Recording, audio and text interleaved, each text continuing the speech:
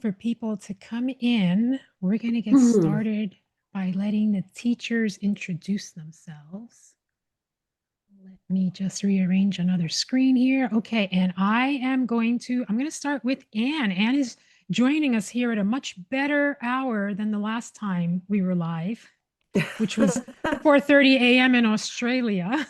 Oh, yes. So Anne, I'm going to let you Yeah, this introduce is yourself. much kinder. So thank you so very much. Yeah, thank you very much for having me here again, Violet. It's always lovely to be here. I'm down in Australia, in Healesville, and meditation teacher. I tend to focus mainly on support people to develop an independent meditation practice. So while you can access the lives and the sessions here, you also can just meditate, bring it into your life. I'll pass it on to the next person. Okay, I got a little out of order there. Aria, I'm going to move over to you. Awesome. Hi. Hi, Alejandro. Hi, Violet. No. Um, what a lovely way to spend Thursday evening. My name is Arya. The work I offer is on Insight Timer is called Quantum Temple Space.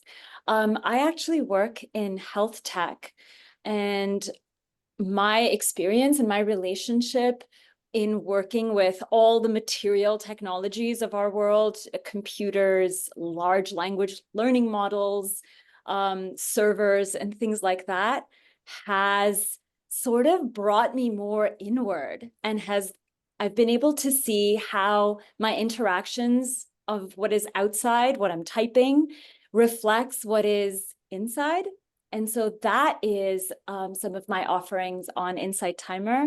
I am sort of a lifelong alchemist. I work a lot with earth technologies like plants and crystals. And all of this to me is ways we can amplify the truth of who we are and have fun doing it. So that is me. Thank you. Thank you. Evan, I'm going to let you introduce yourself. Thank you. Thank you, Violet. Thank you so much. And hello to everyone here, everyone who is part of this wonderful happening here today. Yes, my name's Kevin, and I've been here on Insight Timer for going on 4 years now. And the name that I have here is Meditation Space Online. I'm just going to actually adjust that here. The time that I've had here at Insight Timer has been really remarkable. And I'm so grateful to Insight Timer and all the wonderful people who make this such an incredible place that we have available to us. And meditation is my thing, is part of my name in Meditation Space Online. Kevin, as I said, is my name. And what I find is that mm, the more we see the differences in the world and differences amongst people, the more we actually see the similarities that are there. And in fact, not just the similarities, but the actual sameness that we all share. And so that is what has always been something that has interested me and has drawn me to meditation. Has been really the big quest in my life as to who am I and who are we all in fact underneath all of this. We have labels, we have names and all of this, of course, which is very important, necessary, but at the same time there's something that's kind of like a almost like a secret that's there that really unites us and links us. And I remember feeling as a child that there was something there that I needed to find out, and that's really been the quest of my life and continues to be. So thanks to you, Violet, and to Alejandro, and to everyone here for making this the wonderful place that it is. Really happy to be here today. Thanks so much. Thank you. Zia, moving over to you. Hi, everyone. I'm Zia Jahan. I am relatively new here. I've just been on Inside Timer as a teacher, I think about 3 months. And I am an artist and a flow state coach, or I call myself a flow state coach. And I help people learn how to shift from stress states to states of flow and creativity using generative work. And I just love it for myself as well as when I see others get mind blown by how their thinking, their physiology, their whole mindset transforms from how they are when they're in a stress state to how they are when they're in a state of flow. And so my tracks are all about, they're not so much meditations as active participating in your own ability to shift your states and learning how to do that and wire that in. I use brain retraining tools as well as body-based tools and parts work and generative work to help myself and other people um, develop the self-agency and the self-trust that they can do it themselves and they don't have to outsource it. They can learn how to help themselves in really profound ways. So thank you for having me here. I'm nervous and delighted. Thank you for being here. I hounded her as I do with many of our new teachers. I'm like, please come on, ask your guides with us. So I really appreciate you taking me up on it and being here. And Jen, moving over to you. All right. Hi, everyone. I've been on Insight Timer for a little while now. Most of my meditations are visualizations and mindfulness meditations. I'm also a mindset coach and I teach leadership at university. So taking everything that I've learned on my spiritual journey and everything that I've learned from the organizational psychology and combining it is what I offer here. And on Saturday, actually, I'll be offering a little new moon moving meditation. So every now and then I'll do that too. I wish I could do more lives, but right now it's about once a month. And I'm so incredibly happy to be here. And usually I'm here at dark 30 in the morning, my time.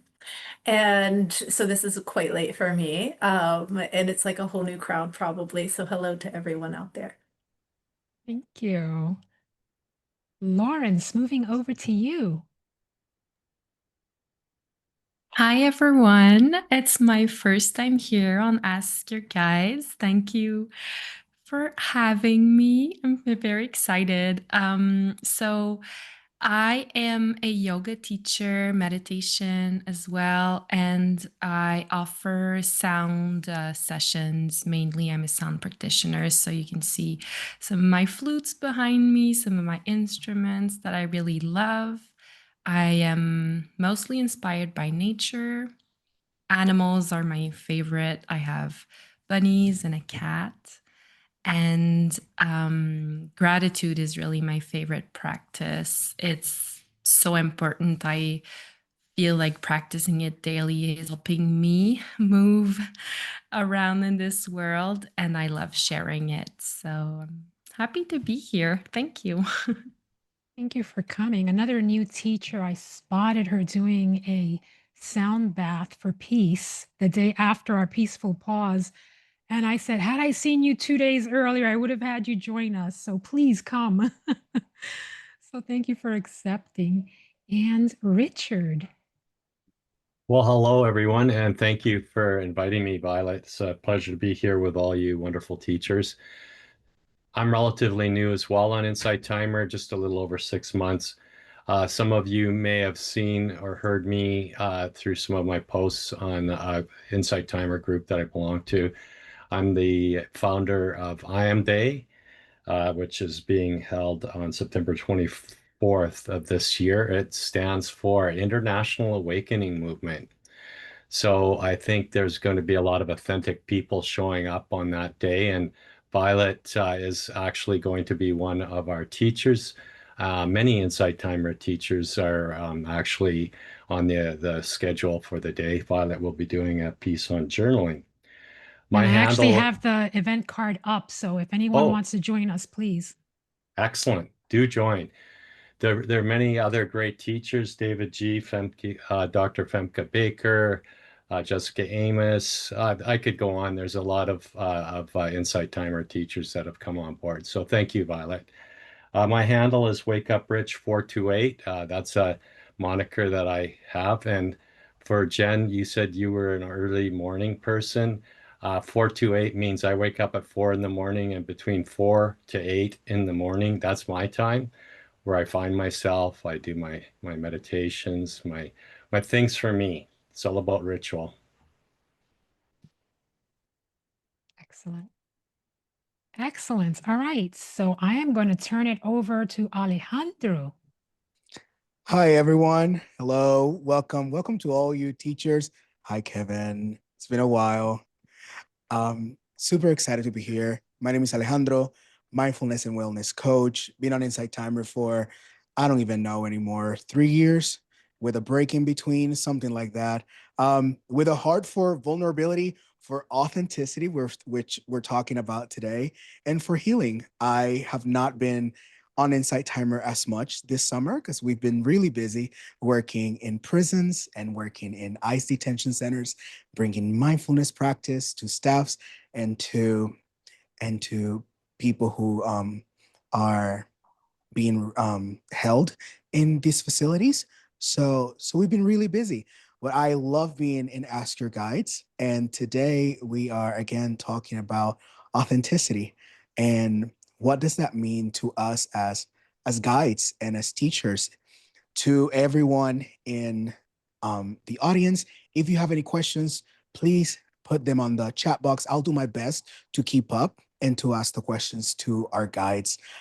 So where do we start? Where do we start? I'll start with, I think it was Kevin that mentioned the roles that we play in life, the labels, the names that we carry, and sometimes with with those roles and those labels come expectations.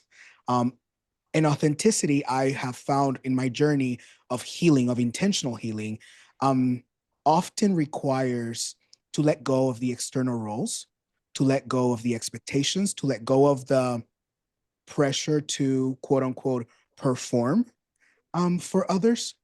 So the first question I pose to all of you is, what was the pivotal moment in your journey or life where you chose to let go of expectations and live more authentically? What was the pivotal moment in your journey that you said, I'm letting go of expectations and I choose to live more authentically?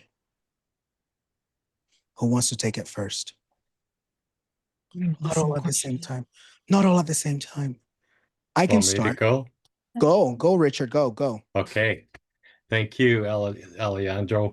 And the pivotal moment, I believe, for me was a time when I was younger, obviously. It was a time past when I was, I believe, a different person. It was a time when I was probably uh, the fittest person that I ever had been in my whole life. I was age 47. I was an Ironman triathlete and I was identifying as an Ironman. So my ego was fully inflated. I can do anything. It was just like, I am I am. That's me.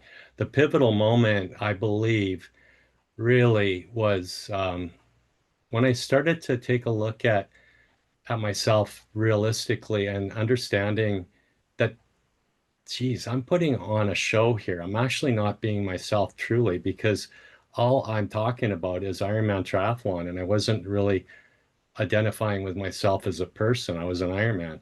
So for me, when I started to step back, I had to actually take 2 years off from training to just get away from it, to really decide whether or not, like, who is Richard Walter and what is he all about?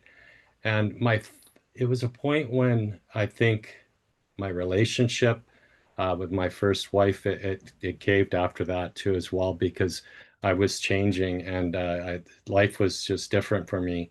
And so those types of moments in your life can wake you up. And I didn't immediately become more authentic. I think it was a journey that I think that it just doesn't happen overnight with a wand. So that was my pivotal point, and now I'm a much calmer person. I don't do Ironman or triathlons anymore, but I still am very active. I pretty much do all those separate sports individually and then some, but I'm showing up in a different way, and I'm not so competitive, and I'm more at ease with myself. That's awesome. That's awesome. Thank you. Thank you for sharing. Aria. Hi, I love what you shared, Richard. For me, it was like 1,000 moments, but I would say two of the very first one was I was in the shower one day. I had like a health tech startup. I worked at a large hospital in the city. I was working 90 hours a week. And I truly at that time thought that this is who I was. I was meant to be a tech entrepreneur. I was doing all of this stuff. And then like a bunch of my hair fell out. It's called alopecia. It's an autoimmune condition. And that led to a severe, just like mental and psychic break. It took me, I was very, very social. Like for my birthdays every year, there was like 40, 50 people who came. And I remember after that, I closed off from the world. I sort of like shriveled up into like nothingness. I lived in this intense hermitude for years. I spent my birthdays alone or with like one solitary friend. Like my social activity was, going to acupuncture and just having this like healing process. And the difficult thing, I think, for me is when I think I am being authentic. And there are mental models and ideologies of this is who I am. I am this type of person who has these likes and dislikes. And perhaps we all go through that in different ages and phases in life. But that was when like a big cracking happened. And then, you could say I became more spiritual, which again is a mental model and an identity. And then later, a couple of years ago, because I think of my relationship with tech, I love comics and sci-fi, like everything from Doctor Who to, like Spider-Man things. And so my friend and I, who mutually love comics, we started the show on Spotify where we cosplayed as our favorite characters, just characters that meant a lot to us from the fantasy universe. And that was so interesting because in wearing the garments of someone that we are not, you get to see who you are, and because the show, like this cosplaying as, characters from X-Men or, from the Witcher series, I got to express the parts of myself that identified with XYZ, character doing this, and then got to rest in who I actually was. So we did one season of this cosplaying thing, and it was so much fun. And I was doing it with my friend. And so these two experiences, one like a big health crisis, pain, trauma associated with it, and then the joy of wearing masks and having these like theatrical performances both gave me more insight into the aspects of myself that I could rest in. Mm. So interesting because I can relate to the cosplaying aspect of that as a theater kid and someone who did professional theater for a long time. It was interesting because playing other people, I found myself. And although I am short and chubby, in the theater world, in the acting world, I tend to be typecast as the funny sidekick.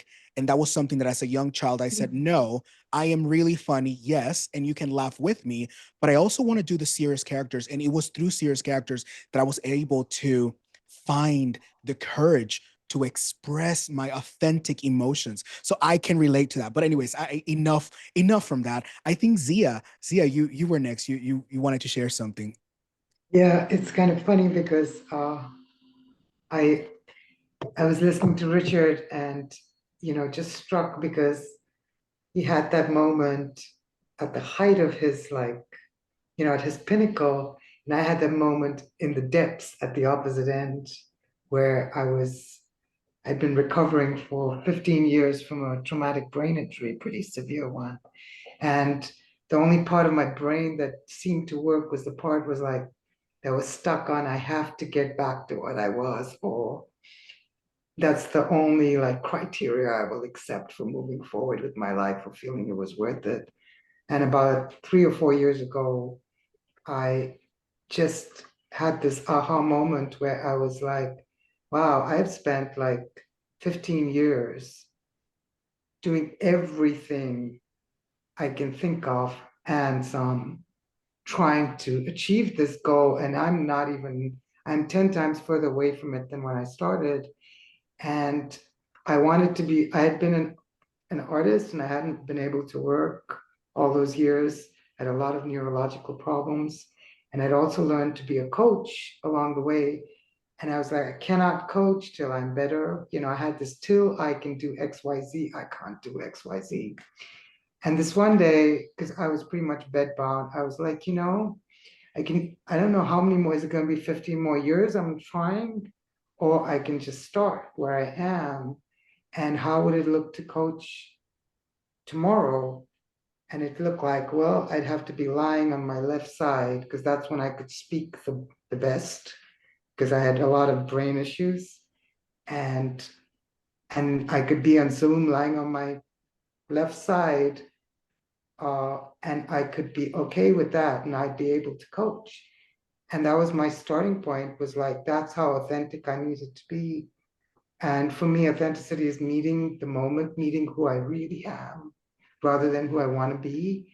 And the miracle that happens, and it's really like a miracle, is that when you meet yourself and you totally accept that you can do it at that level rather than the one you wish you were at, things start to change really fast.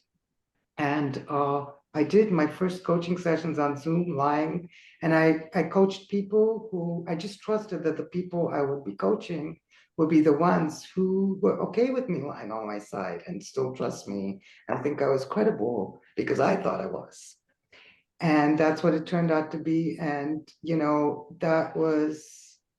I think that was less than a year and a half ago. And, I'm sitting up in a chair now. And I couldn't have predicted that back then. So for me, like really it's like when you really meet yourself where you're at and you find you're okay with it, uh, it's just like the whole world opens up to you. For those that have been here before, you know that I come from a church background in the South, and I am also part of the LGBTQ. So I go to drag shows also. So I am having a moment of, yes, mother, preach, sort of. So, yes, Zia, yes, like absolutely. Right. Yes. Showing up just as we are. It's like when we stop judging ourselves, it reflects back to us in the world. But it's an inside job first. It's really like you have to clean it up for yourself first. Preach. Jen. Yeah. That Come was on, so Jen. beautiful. Thank you. Thank you, Zia. That was absolutely gorgeous. And I think, so many times, it's it can be difficult to even understand what it is we're trying to communicate because we're that far from who we are. And so for me, I remember just feeling like I didn't have anything to say. I was used to being ignored. I was used to being, the poor kid. I was used to being, XYZ, maybe the one that wasn't quite as smart as some of the others in the classroom, or at least I was telling myself that. And then I found my voice through writing, and I'm a fiction writer, a nonfiction writer, and I teach writing too.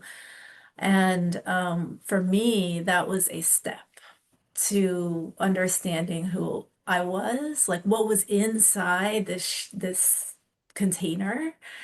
And there's so much inside that we just can't see by looking in the mirror. The mirror work can only take you so far. That is a beautiful practice, but there's so much, there's fathoms deep within us all, and that point of connection that we can reach when we actually go in is so beautiful. So for me, that was writing, that was creative expression, and then that was the stepping stone to me slowly starting to share my voice in other ways. And then it became teaching, and then it became learning from teaching. And then it became coming on Insight Timer and being around all these beautiful humans and these beautiful, beautiful souls in rooms like this. Absolutely. Serena mentioned ACEs, adverse childhood experiences, which is one of my favorite topics to explore and to teach, especially with the community that I serve in prison. So absolutely, and she mentioned that when it came to poverty and And the stories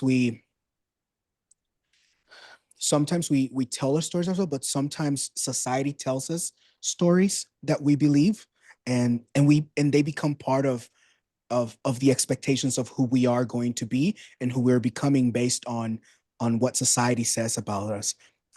So yeah, and you have something to bring to the Yeah. bring it to the floor. It's funny, I look back at life and I think I always live authentically, but it's different roles bring a different authentic me. So the role of me as a mother, the role of me as a nurse, meditation, that was later on though. But early on, I do remember a time when I'd forgotten what it was to be happy. I was so busy being a mother and a single mother, and so busy being a nurse and working long hours that I realized I'd forgotten what actually happy was.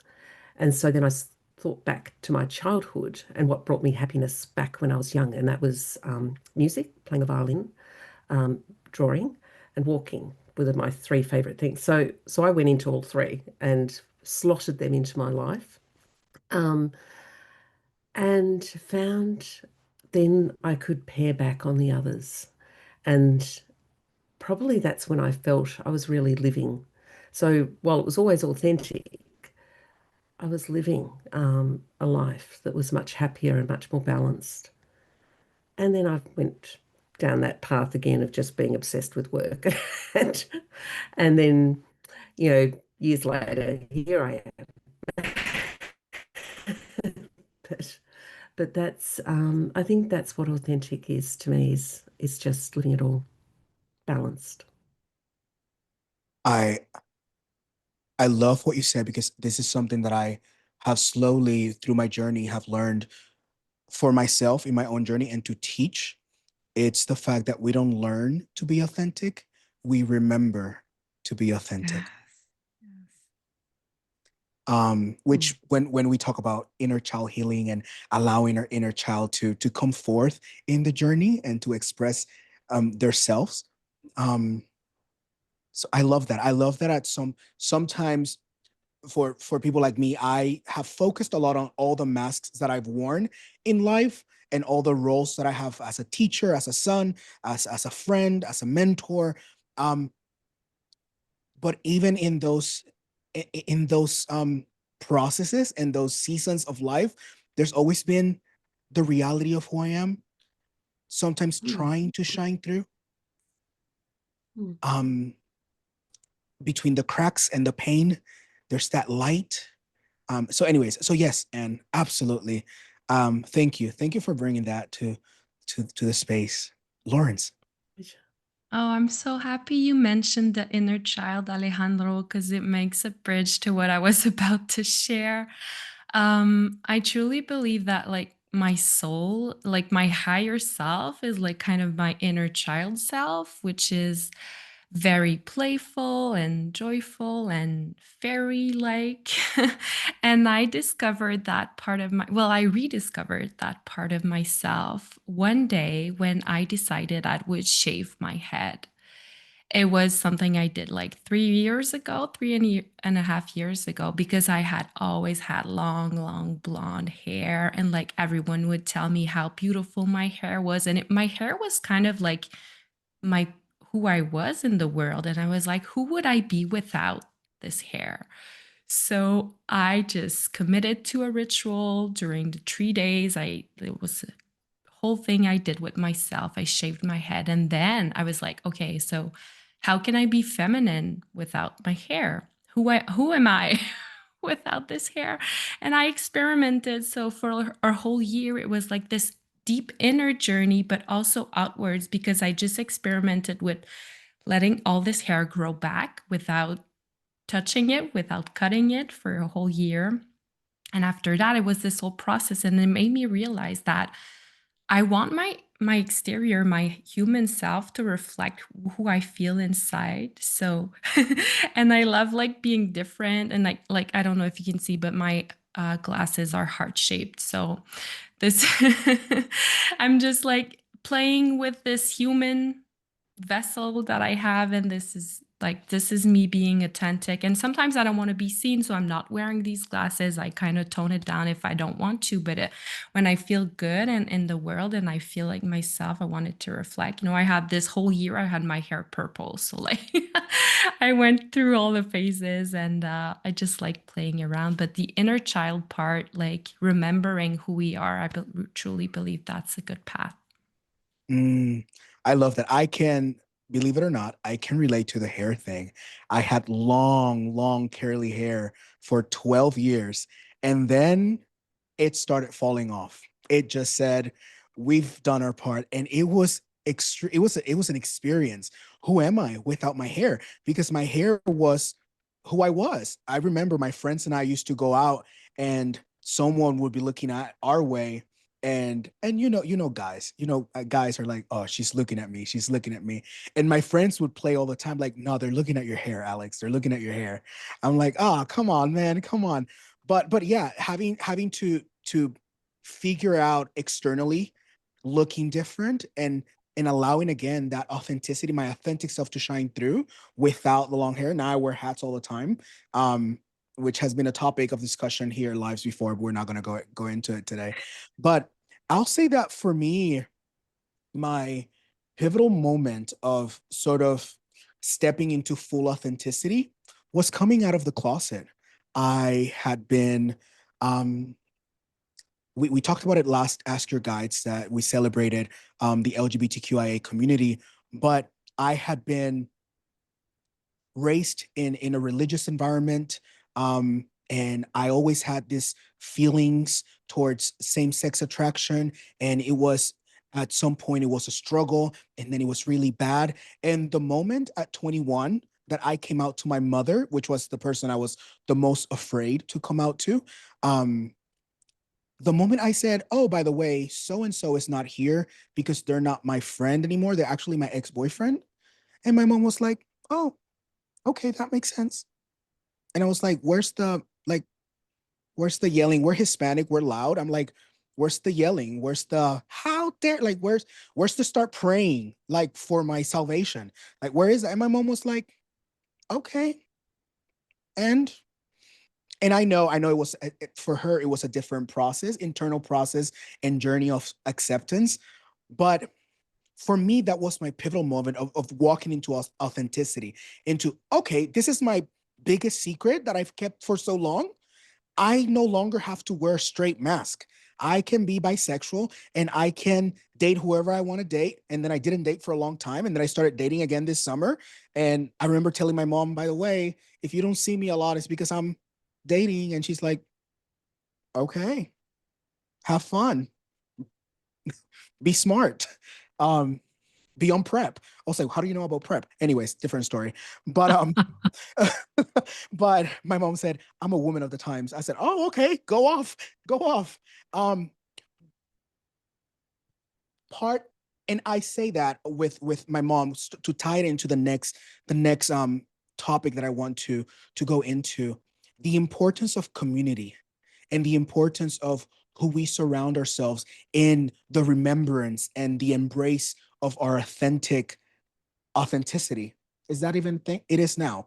Our authentic selves. So when I think about authenticity, I not only think about the authenticity of self, of me, of I am, but also about how we show up for others and how we allow others to show up for us, and in creating that connection. So how has living authentically in your journey impacted the way you connect with your students, with your community, with your family, and your personal relationships? How has it had, how does it look like? Is there a difference between the you that life had formed and the you that is authentic you? And has that shaped the connection between you and others? question How long mark. do you have? Go ahead. Go ahead. No, I was just saying, how long do you have? I feel like this is like So a so deep we have like hour-long conversation. so we have like an hour and 20 minutes left. So let's divide it amongst all of us. Not all at the same time, please. I guess I made a comment, so I can start. That has not been easy for me actually at all. And again, I think I'll say this. I mean, there's so much I relate to what everyone has shared so far. And Alejandro, just before I answer your question, I love that you started this conversation about roles that define us. And then also there's this part where when we embrace a certain role, I think Anne, you said it, right? Like it also liberates us. Like the thing that may try to define us, try and constrains us, at some point we can move through it and it becomes the thing that liberates us that no longer has power over us. And I think that is interesting when it comes to community. So I understand a lot of the world through alchemical architectures. And so one of the ways I use that is everything from plants and clinical herbalism to astrology and things like that. So in astrology, I'm a stellium in Gemini, which basically means I have a lot of planets in this sign. And if you look at the common horoscopy definition of Geminis, we're often called like two-faced, right? And I have always sort of taken that personally. And it's this interesting thing. Whenever I have attempted to engage in any sort of community, and I'm like, oh, I can be, like tech friends and start like the tech startup community. I'm one way with them. I'll get those jokes, I'll make those memes, I'll like be that type of bro-y person. And then in tea ceremonies that I run, I'm like, oh, I'm a very different person. And so I always thought that made me two-faced. And so I learned, and this might not speak to everyone, but it was definitely true for me, that there is a range, there is a mutability. Someone, I think Zia, you shared that, like who you are at 9 a.m. is maybe like authenticity is very much to do with presence and who you actually are. And who you actually are in the moment. And then when you are around, say, really intimate, close friends, certain parts of you may come out better, more safely. And when you're around people that you don't know, you're getting to know, maybe other parts of you come out, right? Maybe the parts that are a little bit anxious, figuring it out, like curious. And I think for me, showing up in community with a curiosity, both of self and other, has been a process that is more of me reclaiming my authenticity versus, oh, I'm going to a tech startup event. This is the armor. This is the mask. This is the face. These are the types of jokes, right? I'm not going to make plant-based commentary here. And so again, for me, it was a lot about the mental models that allow or disallow me from connecting with myself, which is the thing I actually need to show up and connect with others. And my self-questioning here is, if I'm speaking to you and we're like one-on-one, regardless of a circumstance, how much am I, high-pitched tone trying to make you like me versus safe in myself? Because that will give you perhaps a felt sense on whether you can be authentic around me. Like, am I safe for you to be authentic? Or because I'm all nervous and high-pitched, are you also, trying to figure out which mask to wear? And I think I've grown up in cultures and societies where we unconsciously do that to each other, right? And corporate settings are places where we do that as well. So yeah, sorry, there was a lot in there, but that would be part of my answer. Preach, preach. Yes, preach. Absolutely. I I authenticity begets authenticity. When we show up authentically, we are energetically and subconsciously giving others permission to also be authentic. But also showing up authentically means that the expression of who I am It's different where I'm at. Who I am today here with you, it's not the same Alejandro you will see inside of a prison talking to the guys in prison. The language changes, the expression of who I am changes. And it doesn't mean that there's this beautiful duality of molding myself to create as teachers, as mentors, as guides. We create the space, we feel the energy, and we mold ourselves to be able to show up authentically. It doesn't mean that we're not being who we are. It's just the expression of who I am has changed. I'm not the same. I might speak at a conference with a whole bunch of religious people, and I'm not going to use the same. I might, but I might not want to use the same language that I use inside of a prison, because it's a different energy, it's a different environment. But I'm still being myself. I'm still being Alejandro. Um, so yeah, yes, preach, Aria. Yes, ma'am. Yes, ma'am. Anne, go ahead.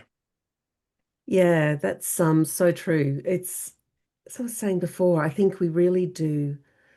We can be authentic in multiple ways. And one of the things that when I was pondering all of this before coming on, one thing I did notice about my life is there's a consistency in my friendships.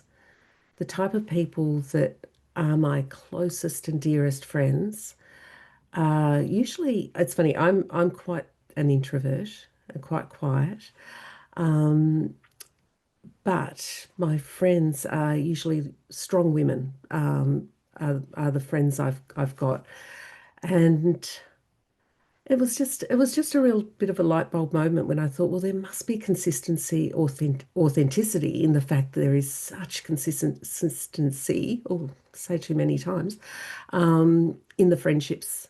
To me, that really almost demonstrates to me. And the other thing is, in the groups I take here on Insight Timer, the type of people that come and return are just wonderful. I don't know. There is a consistency again about who I see in my lives. So I think you draw to yourself. If you are yourself, you will draw the right people to you. I think that's what I have to say on that. Yeah, no, absolutely. I agree. I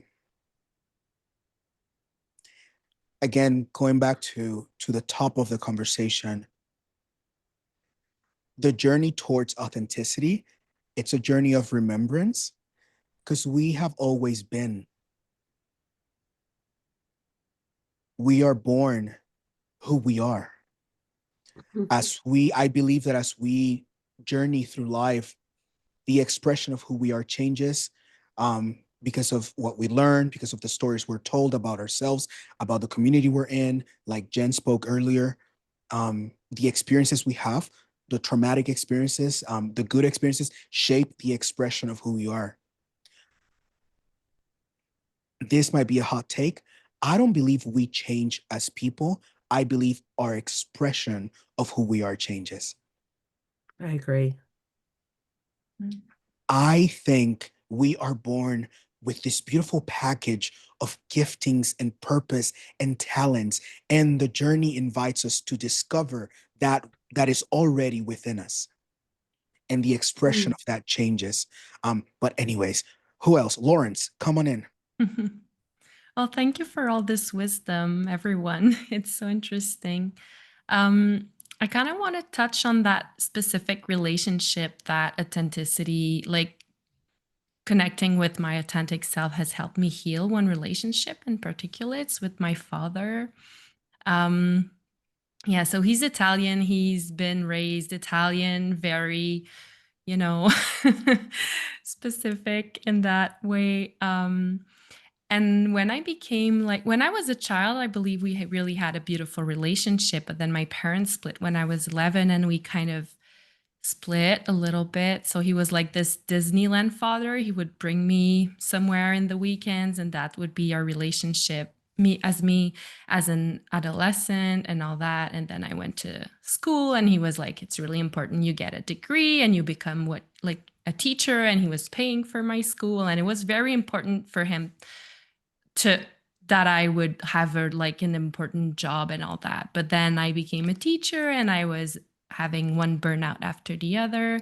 And I was feeling bad because my dad had paid for my school, but I was not feeling at the right place in schools. So then we had this moment where I had to put a pause in our relationship because it was becoming a bit toxic. And then we came back in relationship because I had a separation, and he was really there for me, like in a way I would have not expected him to be, because he had worked on himself by the time we were apart. And when he came back and we came back together, and I was just like, this is who I am now. I'm not a teacher anymore, by the way. And he was like, it's fine. You need to, like, live the life you want. And he had changed, and I was like, who are you? And the more I was authentic, the more he was, the more we were authentic together. It became really beautiful. And we could share these just moments of pure joy. And that one time he has a condo in Florida, and we were in that restaurant, just the two of us. And I really connected with his inner child, because he was like this little boy in this restaurant having his milkshake with his burger, and he was like so happy. And I was like, oh my God, you're like a child. And he was like, I am. And then I realized that our parents are children as well. And it was like how my inner child could connect with his. And then I remembered that he has seen me as a child, even if I don't remember it. Like, our first times together was me being his child. So lots of things about that. But I'm so grateful that our relationship is now what it is. Mm, I'm about to throw my shoe at you. If you're from the South, you know what that means. I'm about to just throw my shoe at you. Just I don't know what it means. I'm from it just means Canada. preach. It just means preach. It means preach. Um, yes. I mean, yeah, yes. Whatever. I'm not gonna say more than yes, and amen. We're having church today, Violet. I love this room. We're having church today. Um, if, by the way, if church talk is triggering to you, I apologize. It's not my intention. It is. It's part of my healing journey to go back to those roots of who I am after all the religious trauma that we have healed from. Um, so, Jen, I believe you were unmuted. Go ahead. Come bring it to the floor. Yeah, I love that story because I just love it that we can be so open that we can see other people, just change and come into their own. And I think sometimes we don't see that, so that's just, thank you for sharing that, Lawrence. I just want to say one thing, just because I don't know how many people we have here, over 100, 150 almost, but um if you do feel as though you're not surrounded by those people that allow you to feel safe, that you're not in a place where you can feel like you can be your authentic self yet, that is okay. I think that one of the most powerful mantras for me was, I welcome in my family of friends. I welcome in my family of friends. And I repeated that for many, many, many years in the evenings, along with my gratitude practice. And I have to say that I think that it changed the way that I see the world. It changed the way that I received different relationships and allowed certain people in, and also allowed certain people to just stay back, because that's another thing. And it can be something that simple. So just in case you don't feel that just yet, I just wanted to share that. It is a journey, and sometimes, even though it's an internal journey, it is a journey, and we have to get there when we get there. Jen, real quick, would you guide us for 30 seconds of some of your affirmations on that? I think it's important to hold space for those of us who don't Yeah, have those connections. Would you do that for us, please? yeah, absolutely. Thank Absolutely. If you. everyone could just take a moment to settle into your body and close your eyes gently, or find a nice soft place for your gaze to land. And just drop down into your body. Feel whatever your body is offering you today. Connect to that space, connect to that breath.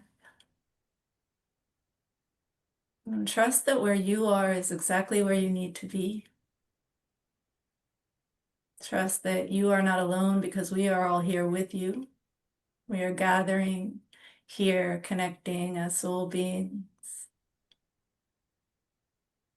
And trust that you can find those people that are drawn to you just by simply opening to your own heart and repeating this mantra internally or even externally if you feel so inclined. I welcome in my family of friends. I welcome in my family of friends.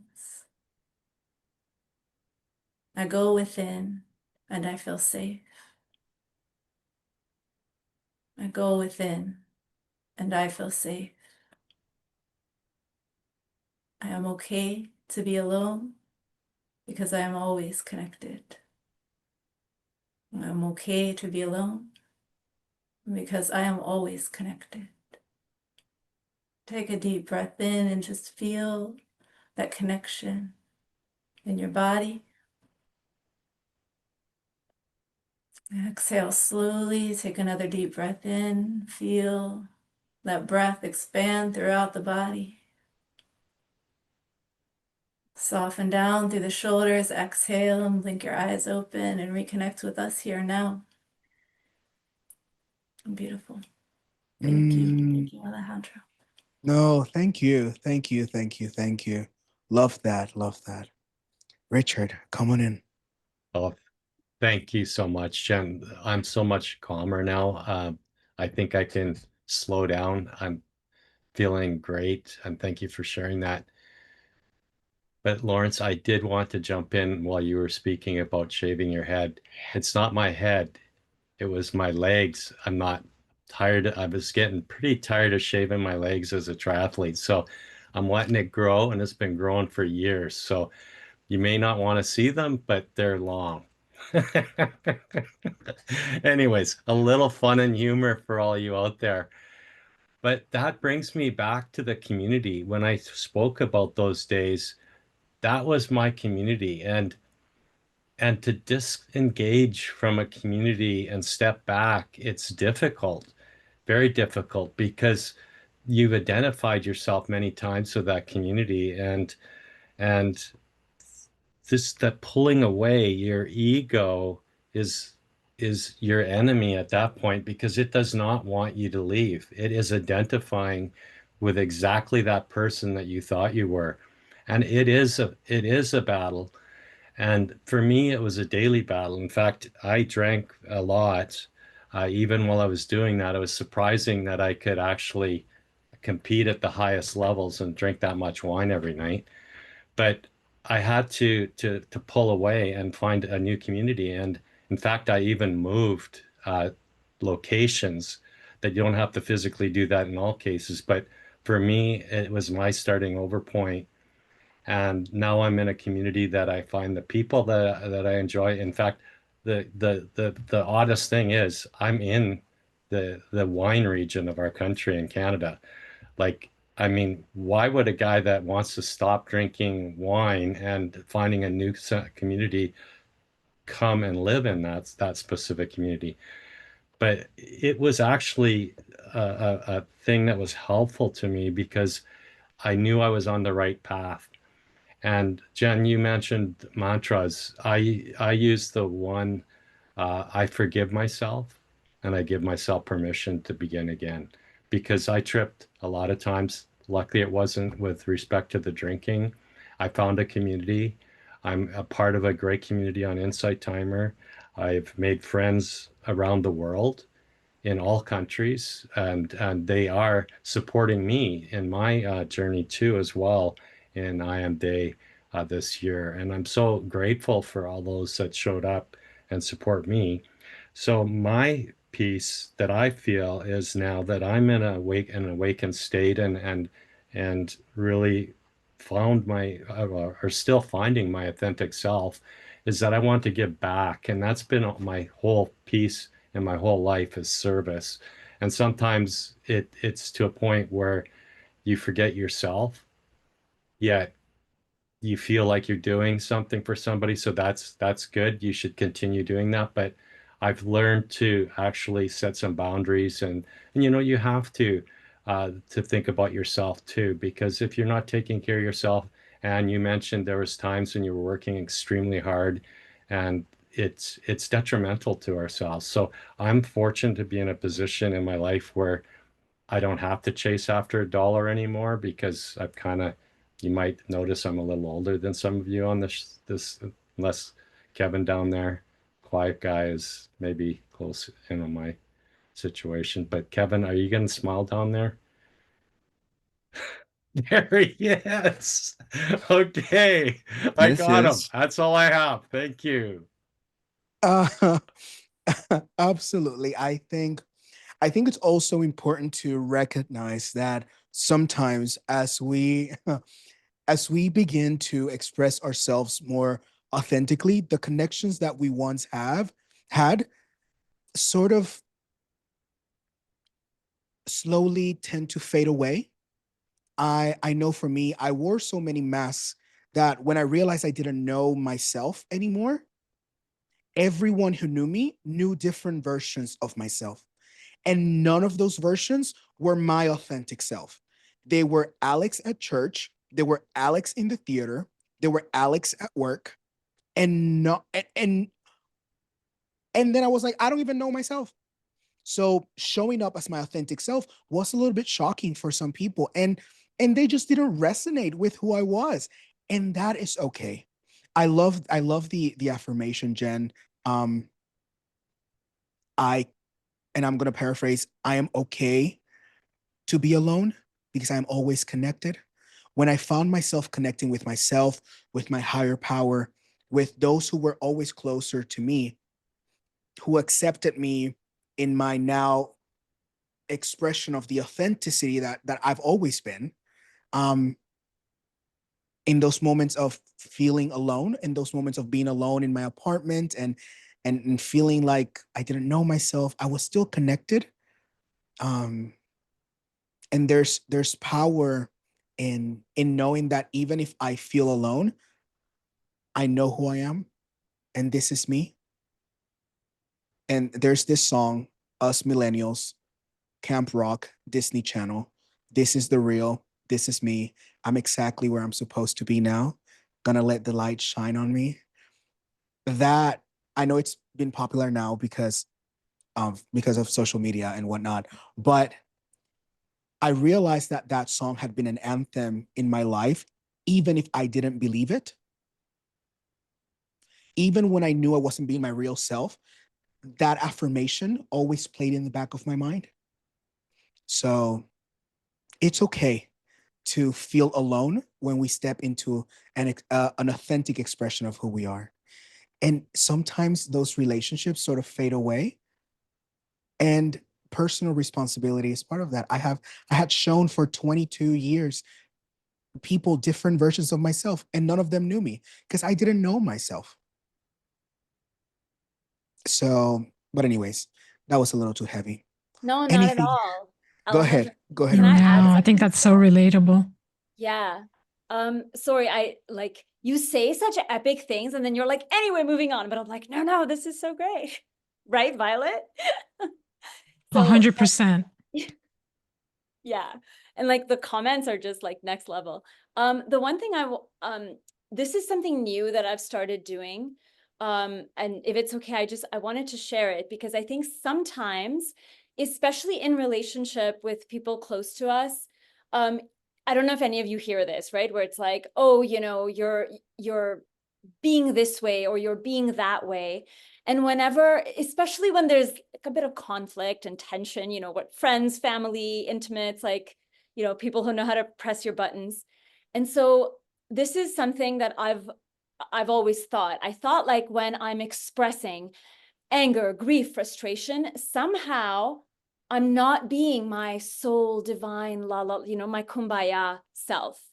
And I think the flaw with that type of thinking is that you disassociate from your human emotions, right? And that is I'm sorry, that is inauthentic. That is like you are valuing the soul, but then not the human. The truth is we are both.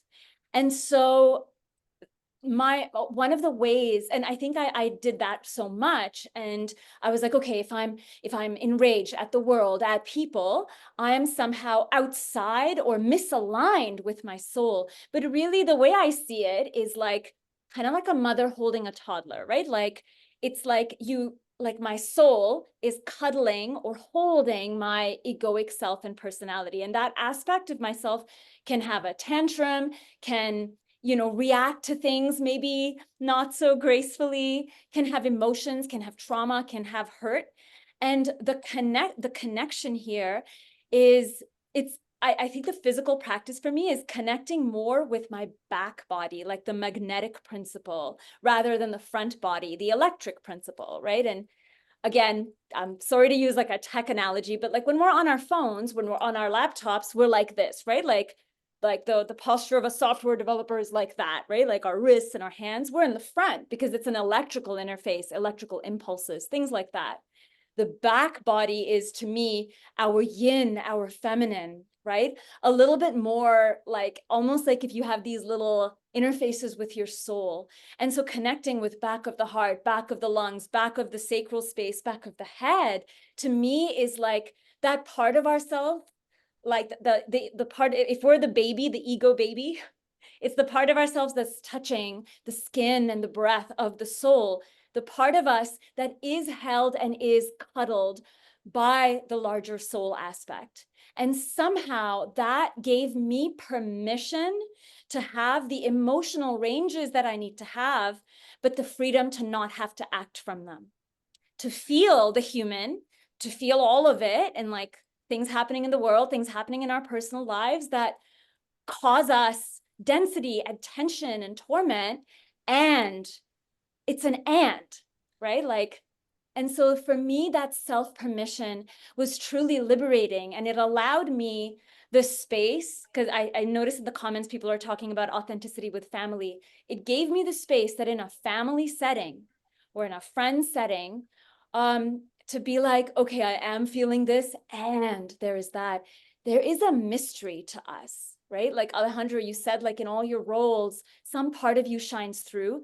There's a part of ourselves that we will never know because it is a mystery unto a mystery unto a mystery.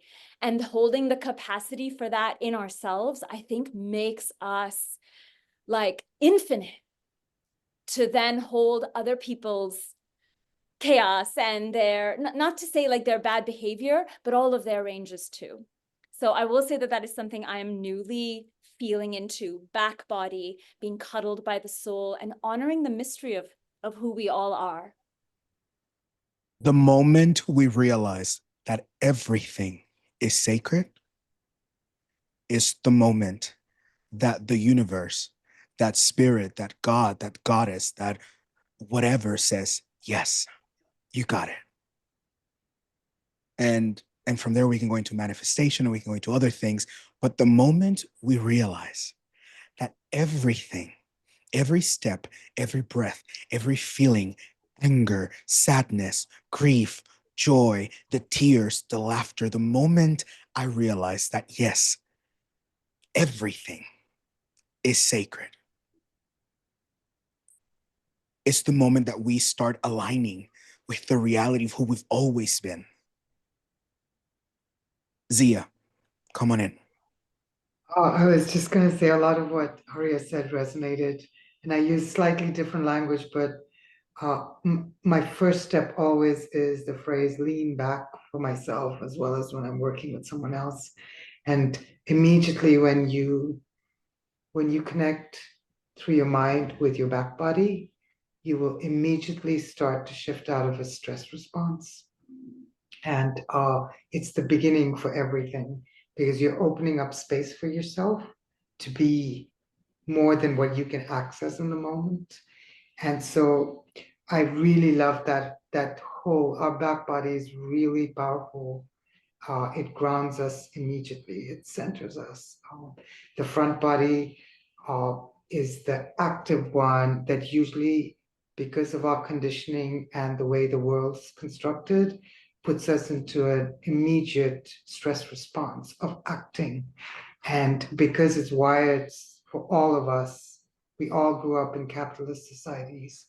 Um, we're wired from very young ages to function from a stress response. So we don't even know that we're in one.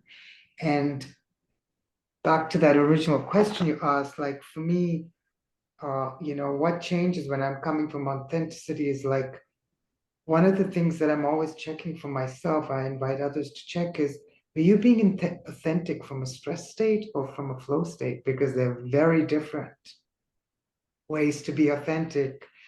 And I've lived through that because with the brain injury, my brain was in a stress state. I didn't have a choice, right? And my ways of protecting myself and being authentic and getting my needs met came from stress responses. But I thought I was being really authentic. And you'll see people being really like harsh about someone breaking their boundaries. They're usually responding from a stress state, you getting outraged, things like that. But if you're in a flow state connected with your back body, your way of keeping your boundaries is very different. It's just your grounded energy just streaming out so powerfully that even the cat in the room will suddenly like lay back on its back and start purring, where 5 minutes before, when you were in that stress response, it's going crazy and creating havoc. And so I love to look at things like that, where I'm always looking like at, are you doing this from flow, or are you doing this from stress? And our stress responses are not wrong. They're not to be gotten rid of or denigrated or shunned. That's the most important thing, is to come at it with a lot of grace and realize that, this is our nervous system, our mind's best response that it's learned to meet life. And now I'm learning better ways that are better for my whole system, that don't cost me in negative ways. And I love that everyone has these mantras. I don't have mantras as much as wonder questions, because that invites curiosity, wonder, delight. And it's a generative way to give yourself something new to reach for, because our subconscious hears everything we say, and whatever we're saying, it wants to agree with us and give us more of it. So I will often, in order to improve, or if I want something different, I will meet myself where I am with how I'm doing it, and notice that, oh, it didn't go as well as I would like. And I would just say, I say to myself, and this is many times a day, it's like, oh, I noticed that even though my picture of what I wanted didn't quite meet that, I wonder how much better I will do it next time, because that's letting myself know that progress and improvement is available to me, because each time I can do it just a little better. There's not that massive demand to go from where I am to here, because that's a stress response, right? But it's more like, oh, I wonder how I'll do just a little better next time. And that I wonder brings in all that back body energy of leaning back and going, let me create that space for that to happen, rather than how can I make it happen. So that's how I like to be authentic with myself and encourage others to be authentic with themselves. Absolutely. Thank you. Thank you so much.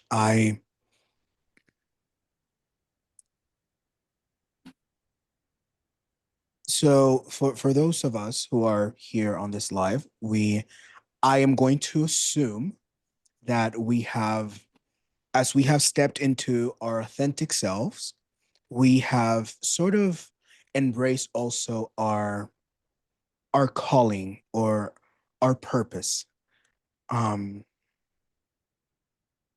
How does authenticity and embracing authenticity, whatever that means for you, how has that affected your ability to say yes to the purpose in your life?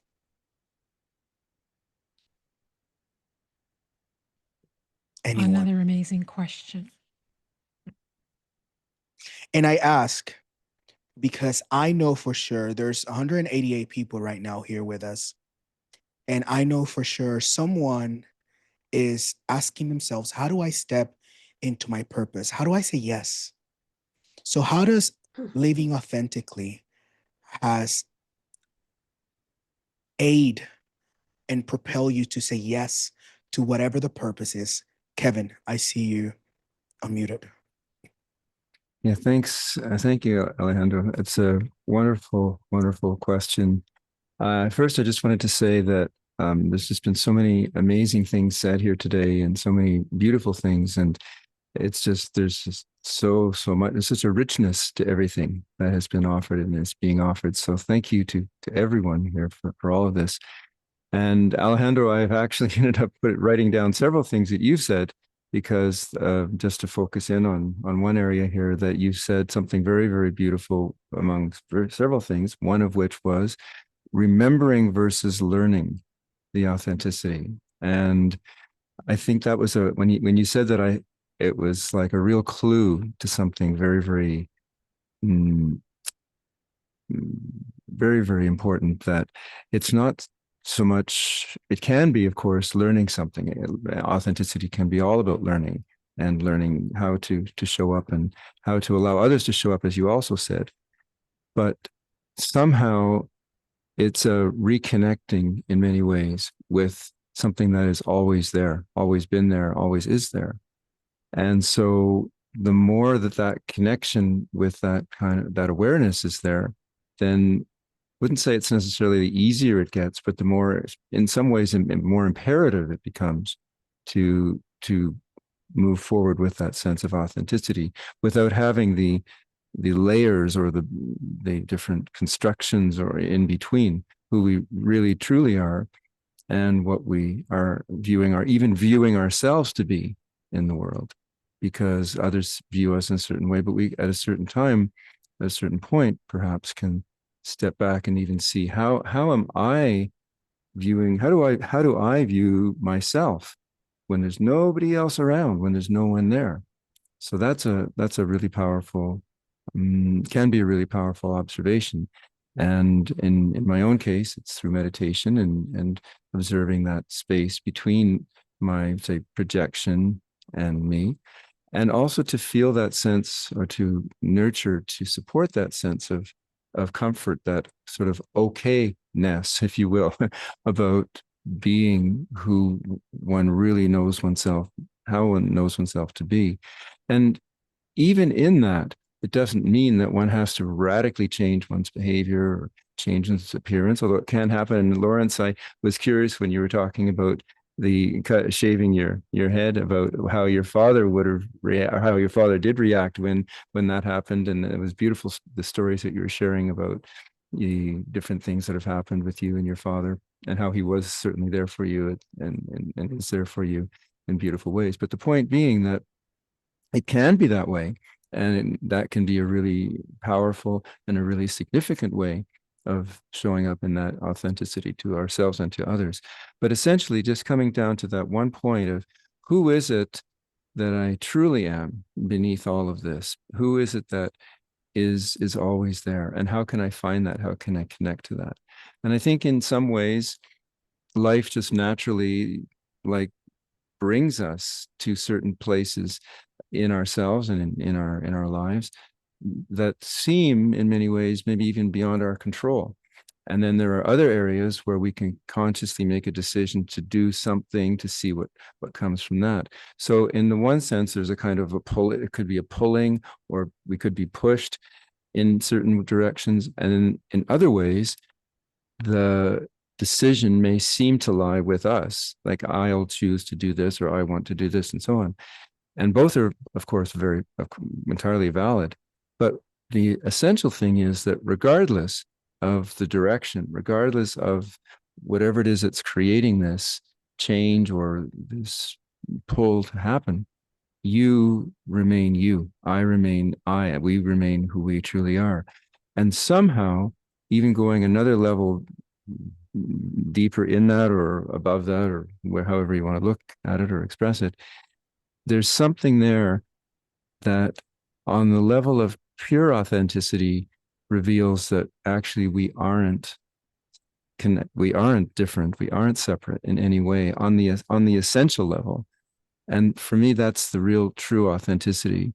And then these other things about how people are drawn to us or maybe aren't drawn to us, people come into our lives, people move away from our lives, all of this will continue. This is part of the whole flow of the flow of life, like just like a river will flow around obstacles. It doesn't complain, it just goes around the obstacle or over it, whatever, but it's always moving forward. And likewise, all of our individual lives are always moving forward.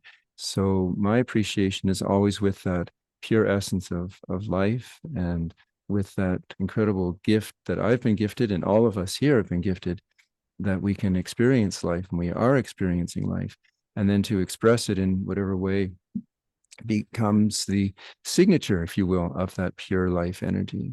So that's really what I think is so beautiful. And tuning into that, somehow it kind of takes care of itself, to answer the question, how to move forward with that. It kind of takes care of itself in many beautiful ways. And we certainly learn things that we apply and can implement, but also there's another kind of energy, if you will, or another presence of our own being, if you will, that really is in a way calling the shots, but in another way, none of us are left out of our own. You're never without you. So we're always with that. And as Richard pointed on, the mentioned community is so important. So to have that community of oneself is so important in that place of relaxation and awareness, and certainly to seek out those other people who are not so much like-minded, but like-minded is one way of putting it, but of a similar kind of vibration, a similar kind of energy, whatever word works for you, is really important to have that sense of support. But to recognize also that in that authenticity, the support or the sense of validation and all that may not be there. And if it doesn't, that's not an indication of the validity, in fact, of the authenticity, that it really is free of needing anything. And yet, certainly, we all appreciate appreciation. We all appreciate the sense of being validated. But whether or not it's there, what's important is the awareness of what's really happening. And that real happening, if you will, is always the same because it's always you. Because as you said, Alejandro, so beautifully, we have always been. And I think that was another real clue to something that is really being spoken here and experienced. So thank you. Absolutely. When we step into the authentic expression of who we are, whatever that means, purpose and the calling, it's organically sort of shows up. And yeah, we learn through the process. I believe, I'll speak for myself, I believe that we are born with these giftings, and it's that remembrance of the giftings. But and as a former official therapist who worked in a therapy environment, going back to helping people find their purpose or remember their purpose is always going back to, so how were you as a child? What did that look like? Oh, I was the leader. I was always with my friends. Oh, ding, ding, ding, ding. Hint, hint, hint, wink, wink. Can we remember that? Or is it that we went through some traumatic experience and now I have retrieved back to myself because I'm protecting myself? But the reality is this, the authentic expression of who I am, it's being upfront and on the spotlight and being unafraid and being unashamed of saying, hello, hi, this is me. I don't know. That's just me. And come on. Yeah, I think that question about how you align with your true self, I suppose, to bring your into your purpose, your authenticity. It's funny, as we've been talking, oh, pardon me, as we've been talking, and I've been thinking, I was originally thinking, yes, I'm essentially a teacher, but I actually realized that through my life, I've been more the mentor.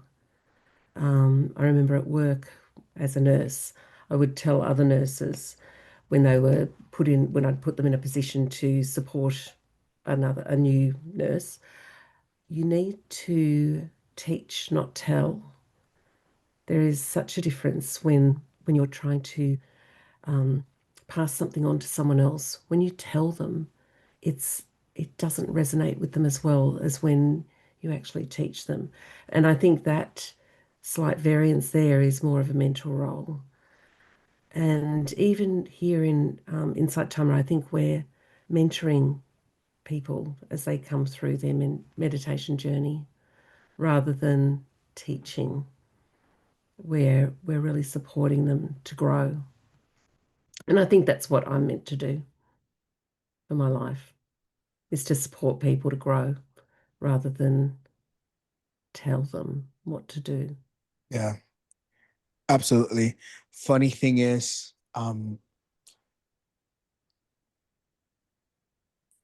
regardless of where we're at, the calling and the purpose always shows up. Mm. You can be in the corporate world, and if your calling is to mentor, to teach, to father, to mother, you find yourself organically fathering and mothering and mentoring in that environment. If your calling is to be a healer, but you are working at the local McDonald's, you somehow find yourself helping and helping others heal in their process, because the calling is not bound to the place. The calling lives in you, and it's who you are. It's not what you do. Absolutely. Because we're human beings, not human doings. We do what we do because of who we are, not because it is what we should do. But yeah. Aria, go ahead. Anyone else want to join the ministry of Alejandro? I do. Right? What is happening? Like on fire, man. This is why he's here. He's always on fire. Amazing. Actually, it's funny, you stole the words right out of my mouth. That's exactly what I was going to say. I remember this is some of you might resonate with this. Like, you know, I was doing everything right. This was many years ago. I was on the spiritual path. I was doing all the meditating and the breathing in and taking all of the herbs. And I was so angry and frustrated because I hadn't, I don't know, achieved salvation or something after 5 minutes of meditating. And I remember paying a lot of money to see this like healer that a lot of people had talked about. And I was like, you know, I'm being authentic. I'm working on my self-worth. Like, what is my purpose? Like, you know, tell me, am I supposed to save the oceans? Am I like, I was working at the hospital in health tech, and she looked at me, and I kid you not, this is like some $100 later. She was like, your purpose is to live. And I wanted to punch this woman because she was right. Right? Like, it's this thing like, and I want to be aware, like there's a lot of, you know, marketing for healers, the masterminds for business, and like, you know, whatever it is you're doing, your sound harmonics, your yoga, your like life coaching, 100%, these are people's business models, and so many of us need them, and that's brilliant. But this notion that our calling is something to be businessified, for lack of a better word, and somehow the validation of that is related to our authenticity. I sometimes think our ego conflates that, right? And I can understand why my ego does that, because it is a concept that is so difficult to understand. And so absolutely there's a part of it that's doing and offering. And I love that you said, you know, mentorship, because I struggled with that too. In trying to be a leader who leads from the front, I realized that my natural state is to like gather the stray people and like give them a little bit more support so that we move forward as a cohesive whole. And regardless of what corporate setting I have worked in, that has just been what I did. And when I worked I still work in corporate, I tried so many times to quit and follow my calling, be like, oh, I'll become a herbalist, I'll become a masseuse, I'll become this. And I kept learning and I kept waiting to hear, some angelic person with a halo within me be like, now you may proceed. And that never happened. And it's because I I am already where I am. Like I am the energy that I am already giving out.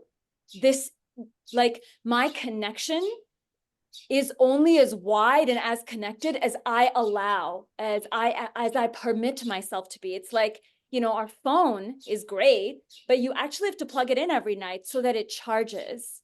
And so the constancy with which I practice my own connection with my own authenticity, with my own soul, spirit, divine, however you want to word it, that is actually my nature. And that is actually how authentic I can be. So my capacity is dependent on my connection. And so I think these are like those threads that weave together. And a part of that is showing up in community for others.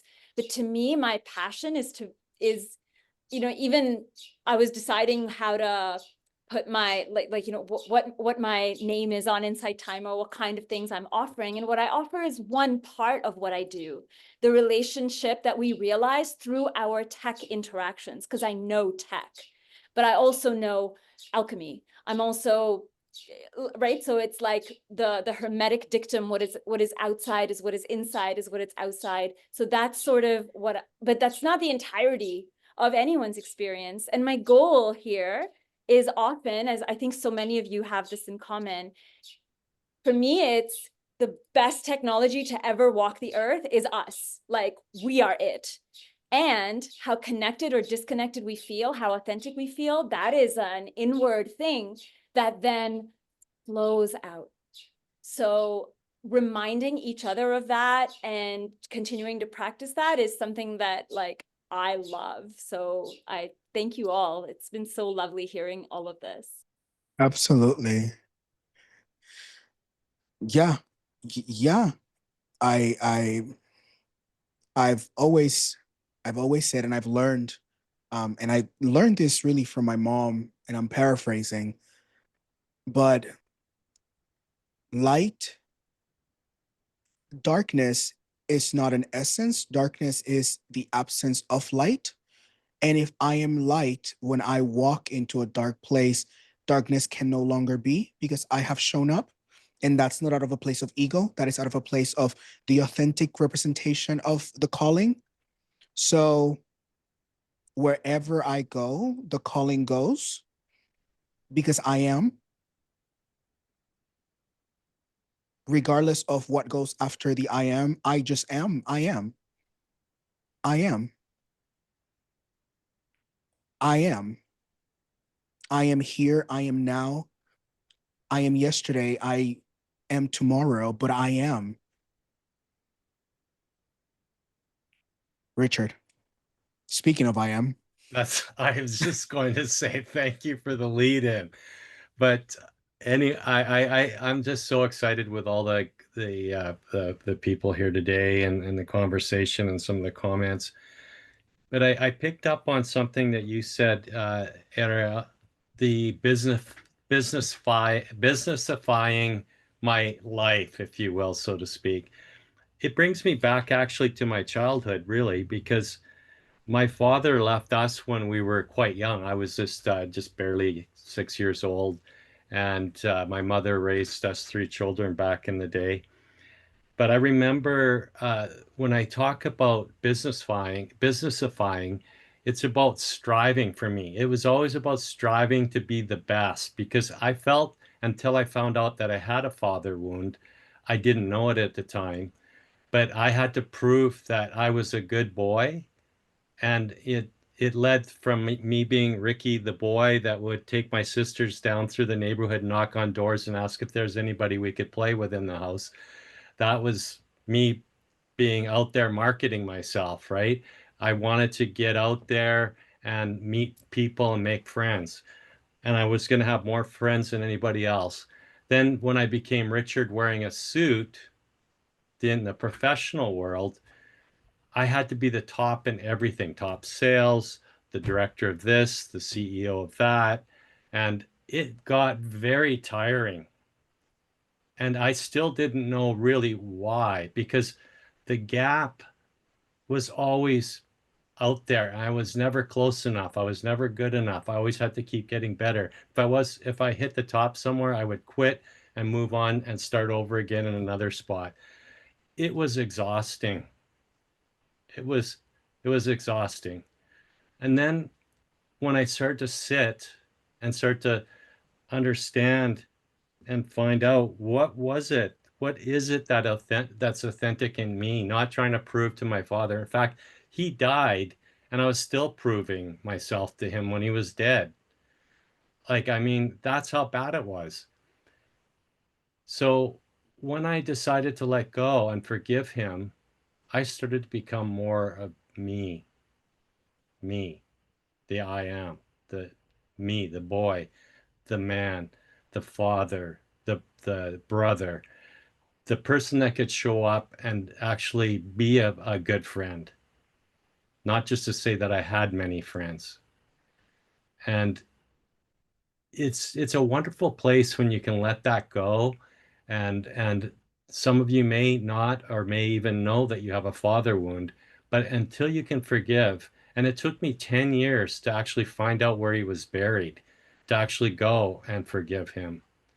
So I did that, and it was a releasing moment for me.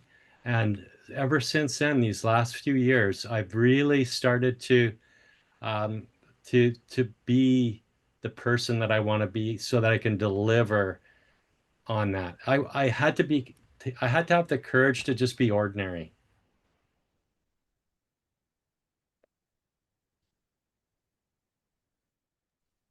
Preach! Sorry. I had to. I had to. I had to. I had to.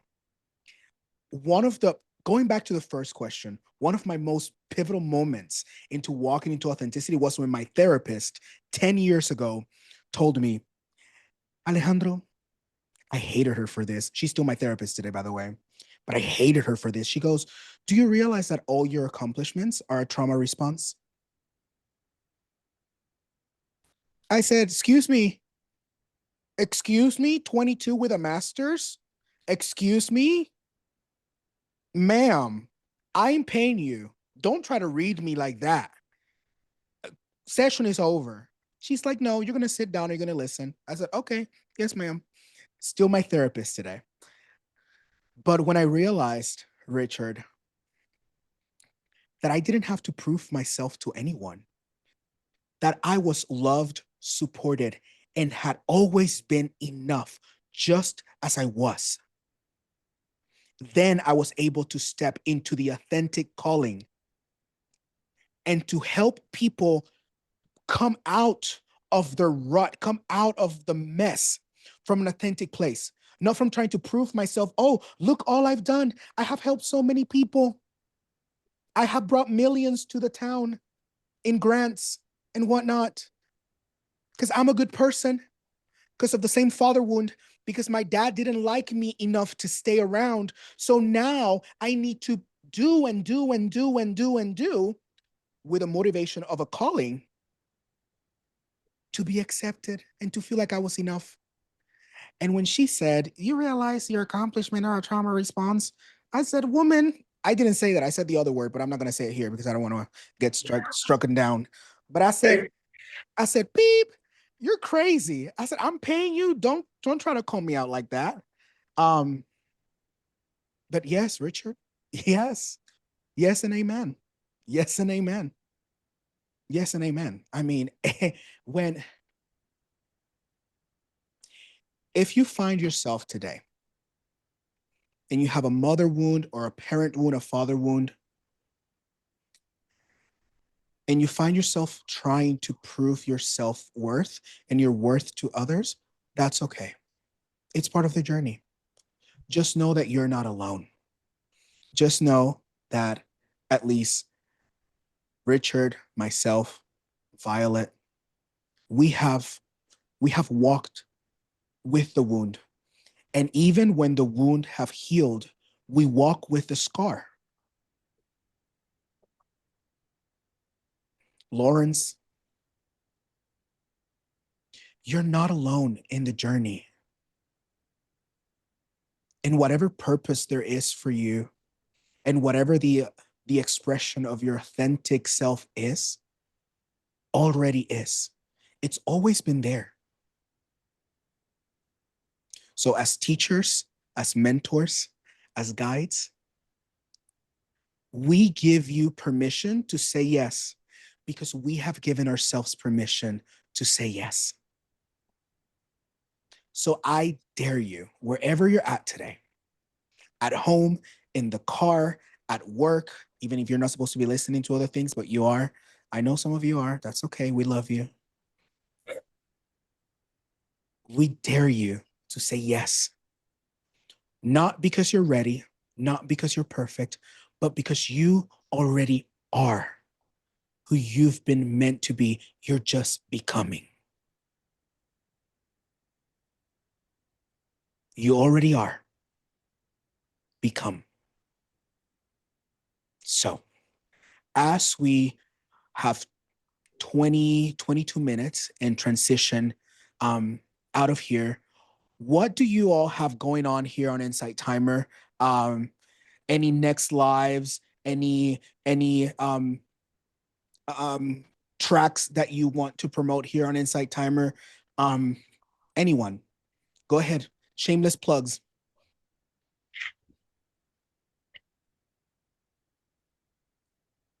Okay, not all at the same time. Richard, I've go got ahead. one. Richard, go ahead. Richard. It ties into what we're talking about today. I recorded a track, and some of you know Tom Evans. He's got the ambient soundtrack underneath it. It's called "I Am Awake," and it's something that I encourage if you're looking to find yourself and find out what it is that you're meant to be. It takes you through a process. It's only 4 minutes and 44 seconds long, and you can listen to it daily. I say for 66 days. That's what they suggest, that science says that you'll inculcate that feeling or that principle, not just in 21. Some might be able to, like Aria, you sound like you really can get that done in your tech world anyways in 21 days. But that's mine. I'm Awake. It's under Richard Walter on Insight Timer. Awesome. Thank you so much. Jen. Check that out, Richard. I'm going to be offering a Qigong and meditation. Qigong is a moving meditation. So it's very gentle, very accessible. You can do the whole thing seated or you can stand, and I'll offer modifications. That's at 8:30 a.m. Eastern this Saturday. So it's a little early for my Pac Northwest folks, sorry. I would love to see you there. We'll do a little meditation after we move our bodies and just do a little bit of orienting around the energy of the new moon. And the energy of the new moon is really a beautiful time to just set intentions. And part of that can just be to come into ourselves in the beautiful ways everybody's been sharing today. Awesome. Thank you, Andrew. Thank you. Lawrence. Yes. Every Monday, I am live on Inside Timer at 11 Eastern for a collective prayer for peace. I bring us into this collective intention and then I play some flute. And every Monday at 7 p.m. Eastern, we gather into collective gratitude. So these are one of my favorite moments of the week, but I always find it confusing because it's only me on the screen. So it's good today to see all of you. It's nice. I also have lots of music tracks on my profile, and my most recent one is One Activation for the Third Eye, which I recorded with my A minor flute, which is the note associated with the third eye. So some people have said they felt some things, and I was like, that's great. That's fun. So, yeah. Awesome. Thank you so much. Aria. Awesome. I just first wanted to thank Violet for putting all of this together and all the tech behind it. We connected because we're both involved in tech. And of course, Alejandro for ministering us through this particular session. So my name is Arya. The work on Insight Timer, as I mentioned, is our relationship with tech. So I have a course that helps, hopefully, helps guide people to what emotions, thoughts, mental models sort of drive us. It's a compassionate way to have our moments, whatever they may be, whether it's binge watching shows or, 3 hours of your life have passed, doom scrolling or whatnot. And being able to pause, accept the reality of what it is that we're doing, and find the inner architectures in gentle, fun, sci-fi inspired ways that can just give us permission to accept the human bits of our soul journey. So the course on Insight Timer is called Glitchless, because I thought it was hilarious, but like to each their own. I have a live coming up. I do them about once a month. It's September 13th, I think, which is a Saturday, and it's called When Your Divine Connection Gives You a 404 Error. And if anyone has typed in a wrong URL on the website, you've gotten a 404 error. So again, silly, quirky, hilarious, and the ways to resolve it. So my big thing is, when there's satisfying things to technology, right? Like when you join a Zoom call and things click into the right place. And in the Tetrising of our soul and spirit, our emotions and our mind, it's not as satisfying. Like there's no click. Now we are connected with divinity, right? So it's janky, it's human, it's messy, it's funny, it's awkward, it's ecstatic, sometimes all at the same time. So I have some tracks. There are different aspects of finding your inner nothingness, your empty center, your, infinite, your infinite power. I have this really lovely one that I personally love, and it's a self-guided, it's a guided self-reflective journey on how to clear your inbox and the mental attachments that we have because we get all these junk emails and we've subscribed to things that we don't remember. And so it's like a mental clearing as well as a clearing of the inbox. So I find that really practical, and I do it every quarter in Virgo, in Earth signs. So right now it's the new moon in Virgo, so I'll be doing this as well. Anyway, so that's everything I have going on.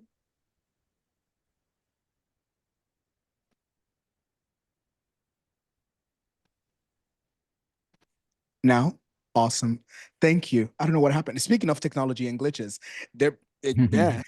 Thank you. Thank you so much, Aria. Kevin, what you got going on, Kevin? Papa Kevin. Yeah. Thank you. Thanks, Alejandro. So I'm here on Insight Timer mostly around the weekends, and I offer live meditation events, as many people know. And the format is very much the same each time because my emphasis is on regularity and just basically showing up for oneself or showing up in that space or being in that space of meditation.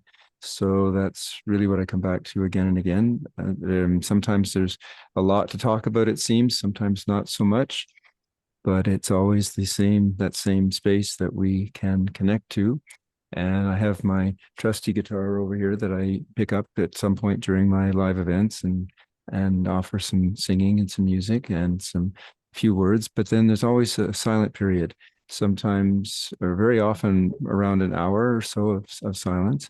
But everyone is most welcome to join whenever they wish, for as long as they wish. They can get up, move around, do something, come back. There's no rules, no regulations in the meditation that I offer. It's called Meditation Space Online, as you can see here. And sometimes I have, from time to time, guests that come and join me. Recently, I've had a couple of guests with me. And in fact, for those of you in North America, this Sunday evening, starting at 9:30 p.m. Eastern, 6:30 p.m. Pacific, and so on, Dr. Glenn Keswer will be joining me once again. He's been with me a couple of times before, and he's a physicist who has studied not only the atmosphere of Venus, but many, many other things as well. And his focus is really on meditation and how to bring it all together. So he'll be here and with me on Sunday evening. For those of you, again, I say in the Eastern time zone, since we can be, anyone here can be from any part of the world. And so just to say that it would be really wonderful if you are inclined to join, most welcome, of course. And also I have song tracks published here in Insight Timer and a couple of guided meditations as well. So in a nutshell, that's my offering or my offerings here in Insight Timer, but it's always with the focus of meditation and specifically silent meditation, eventually coming to that point of silent meditation, but of course not only that, many, all the other aspects that come into it as well. And certainly when there's topics that come up, it's really wonderful to talk about them, such as authenticity. So many thanks to you, Alejandro, to Violet, the wonderful Violet, who brings so many people together so beautifully, and the way that you coordinate it all so remarkably is just such a gift. And I'm truly grateful to each and every one of you, all the teachers and all the participants here today. Thanks so much, everyone. Absolutely. Thank you so much, Kevin. Zia, what you got going on? I just had my first live last week, and I'm going to do the second one next week on the 26th at 1 p.m. Central Time in the US.